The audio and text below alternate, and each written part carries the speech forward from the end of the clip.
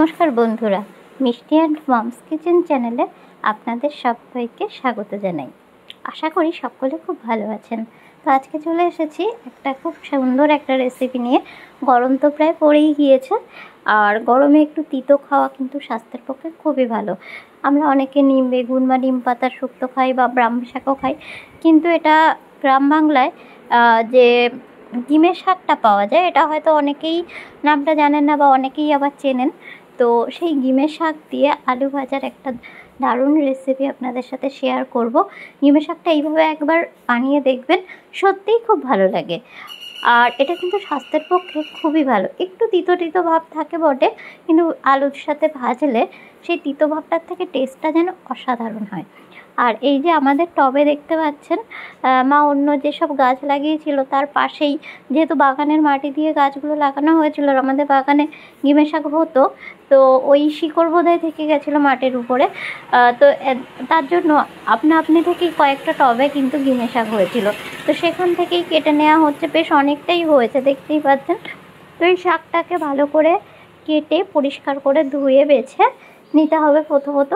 তো এই 3টে টবের থেকেই কিন্তু বেশ দেখুন কতটা শাক হয়ে গেল। আপনারা চাইলে এরকম টবেও কিন্তু ডিমের শাকের বীজ দিয়ে বা ডিমের শাকের শিকড় কোথাও থেকে এনে লাগিয়ে দিয়ে এভাবে কিন্তু মানে চাষ করতেই পারেন। এবারে ডিমের শাকটাকে পরিষ্কার করে কেটে ধুয়ে নিয়ে ফেরত আসছি। তো এটাকে কিন্তু ভালোভাবে বেছে নেওয়া হয়েছে। আর আলুগুলোকেও দেখতে পাচ্ছেন একটু যে ছোট ছোট করে মানে আলু ভাজার শেপে কেটে নেওয়া হয়েছে। এখানে রাখা আছে একটু লঙ্কা, এখানে একটা কাঁচা লঙ্কা দেওয়া হলো, আর শুকনো লঙ্কা দিয়ে দেওয়া হয়েছে। এখানে হালকা একটু ঝালের ভাব থাকলে কিন্তু খেতে এটা খুবই টেস্টফুল হয়। আর একটুখানি পেঁয়াজও দিয়ে দেওয়া হলো। নিরামিষ খেতে চাইলে পেঁয়াজটা আপনারা স্কিপ করতে পারেন। তো এটাকে দিয়ে একটু হালকা ভেজে নেওয়া হচ্ছে। তো এই ভিডিওটা পুরোটা দেখবেন, আর আপনাদের কেমন লাগলো অবশ্যই কিন্তু কমেন্ট করে জানাবেন। কারা কারা এভাবে খান সেটাও আমাকে জানাবেন। তো এইভাবে আলুটাকেও কিন্তু এই পর্যায়ে দিয়ে দেওয়া হলো। আর আমার এই ভিডিওটা যদি আপনাদের ভালো লাগে তাহলে লাইক শেয়ার করে দিতে ভুলবেন না। আর আমার চ্যানেলে নতুন বন্ধু হলে চ্যানেলটিকে সাবস্ক্রাইব করে পাশে থাকার অনুরোধ রইল। পাশে থাকা বেল নোটিফিকেশানটিকে ক্লিক করে দেবেন, তাহলে আমার শেয়ার করা সমস্ত নতুন রেসিপির আপডেট সবার আগে পৌঁছে যাবে আপনার মোবাইলে। আর এবারে দেখুন দিয়ে দিলাম কিন্তু একটু স্বাদ অনুযায়ী লবণ। লবণটা দিয়েও একটু হালকা ফ্রাই করে নিতে হবে। আর এবারে একটু দেখুন, খুব যে আলুটা বেশি ভেজে নিয়েছি তা নয়, একটু হালকা ভেজে নিয়েছি। আর শাকের উপরেই একটু লবণ দিয়ে রেখেছিলাম, শাকটাকে উপর থেকে দিয়ে কিন্তু আমি একেবারে ঢাকা দিলাম। সেভাবে কিন্তু মানে যে নাড়াচাড়া করলাম তা নয়, একটু কিন্তু ঢাকা দিয়ে রাখলাম।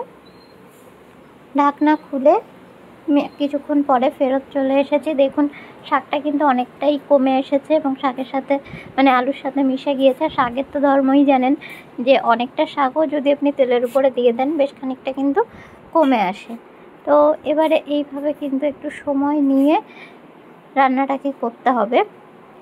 আর এটা এভাবে ভাজতে থাকতে হবে, একটু ঢাকা দিয়ে, কখনো একটু ঢাকন ছাড়া লো টু মিডিয়াম ফ্লেমে ফ্রাই করে নিয়ে চলে এসেছি। আর এটা কিন্তু আমার একদম কমপ্লিট। এবার গরম গরম ভাতের সাথে একটু ঘি দিয়ে আর এই শাক ভাজাটা দিয়ে খেতে কিন্তু অসাধারণ লাগে।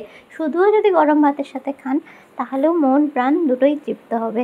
তো আজকের ভিডিওটা আমি এখানেই শেষ করব। আর আপনারা অবশ্যই ভালো থাকবেন, সুস্থ থাকবেন।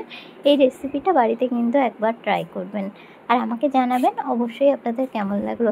তো খুব ভালো থাকুন, সুস্থ থাকুন। পরবর্তী ভিডিও নিয়ে আবার ফেরত আসবো। যদি আপনাদের কোনো রিকোয়েস্টেড ভিডিও থাকে অবশ্যই জানাবেন, আপনাদের সাথে অবশ্যই শেয়ার করে দেবো। তো ভালো থাকবেন, টাটা বাই বাই সকলকে।